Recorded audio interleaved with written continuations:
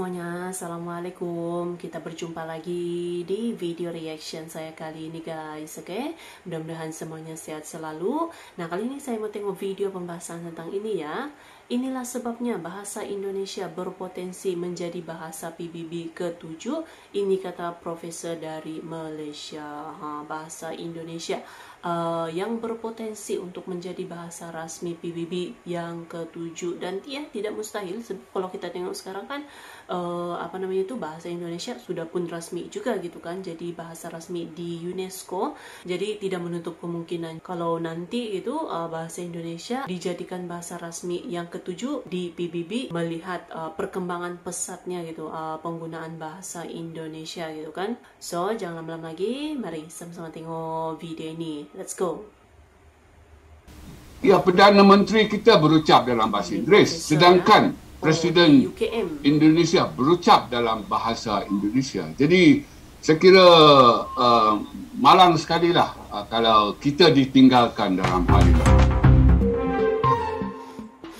Kalau walaupun terdapat fakta menyatakan bahawa penutur bahasa Melayu dianggarkan berjumlah 300 juta dan bahasa Melayu adalah antara bahasa paling ramai penutur di dunia, walaupun belum lagi ada sambutan hari yang khusus untuk bahasa Melayu pada peringkat dunia UNESCO, sebagaimana bahasa lain seperti bahasa Arab, Perancis dan juga Mandarin. Jadi apa pandangan daripada Prof, Doktor dan juga Saudara Hanafi tentang perkara ini?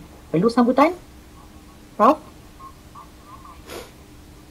Ya, tentang sambutan terhadap bahasa Melayu di peringkat dunia, ya khususnya di UNESCO itu. Dalam hal ini, ya Indonesia berhasrat untuk menjadikan bahasa Indonesia itu bahasa bangsa-bangsa bersatu, bahasa pertubuhan bangsa-bangsa bersatu yang ke-7. Setakat ini 6 bahasa telah diangkat menjadi bahasa-bahasa pertubuhan bangsa-bangsa bersatu seperti yang disebutkan oleh Hani tadi. Dan Indonesia berhasrat pada tahun 2045, tak lama lagi, dalam 40 tahun lagi, Indonesia mahu merealisasikan bahasa Indonesia itu sebagai bahasa ke-7 untuk pertubuhan bangsa-bangsa bersatu. Dari satu segi ia bagus sekali lah, tetapi mereka menegaskan, ya saya memetik kata-kata yang digunakan oleh wakil mereka semasa kami berseminar dan bermesyuarat pada tahun 2019, iaitu April di Kuala Lumpur, sewaktu adanya MABIM itu, iaitu mesyuarat tahunan ataupun dui tahunan Majlis Bahasa Brunei, Indonesia dan Malaysia. Mereka berkata mereka mahu jalan sendiri-sendiri. Maknanya untuk menjadikan bahasa Indonesia itu bahasa yang ke-7 di pertubuhan bangsa-bangsa bersatu. Mereka tidak mahu bekerjasama dengan Malaysia.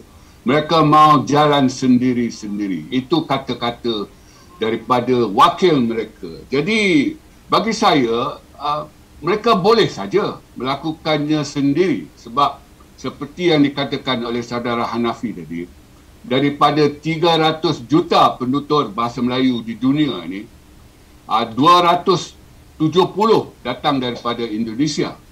Jadi mereka ada kekuatan di situ. Yang kedua, mereka ada legasi budaya semasa.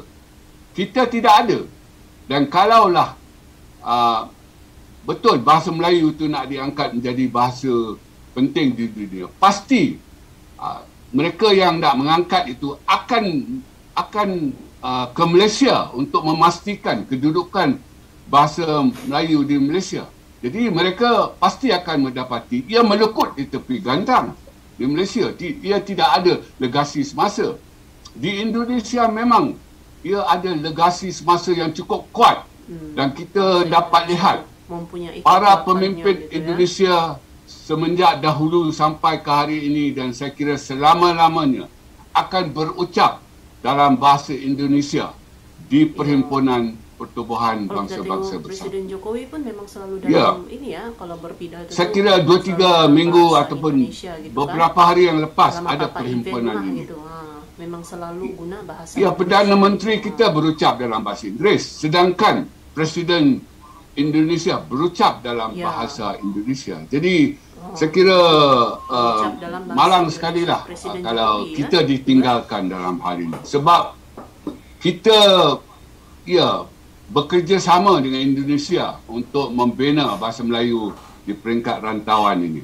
Sehingga kan kita sanggup mengorbankan bertanda. Kalau dahulu kita yang tua-tua ni untuk mengeja semak dengan semak tu, ejaannya lain. Kalau semak belukar tu, tu ada tanda di atas itu. Semak nya tak ada apa-apa. Jadi itulah ejaan kita guna pakai. Ejaan Zabah sebelum kita lancarkan yang baru bersama-sama dengan Indonesia ini pada tahun 72. Kita korbankan yang itu. Dan sekarang mereka nak tinggalkan kita. Saya cukup rasa tak patut lah dalam hal ini. Jadi itu respon saya lah. Terima kasih kerana menonton. Oke guys, jadi itulah dia videonya ini. Jadi ya memang legasi bahasa Indonesia ada kekuatannya gitu kan. Ya seperti yang dikatakan tadi ya, Presiden Indonesia sendirilah tuh kan setiap kali kalau berpidato lah gitu ataupun berucap gitu kan di hadapan para pemimpin dunia dalam event-event internasional itu kan selalu berucap dalam bahasa Indonesia. Jadi di situ ada kekuatannya gitu kan.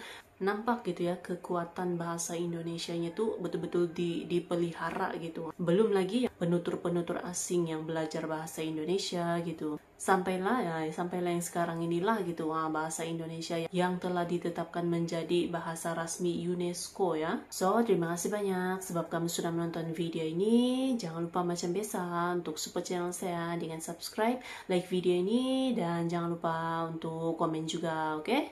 Terima kasih banyak dan kita jumpa lagi di video seterusnya. Assalamualaikum.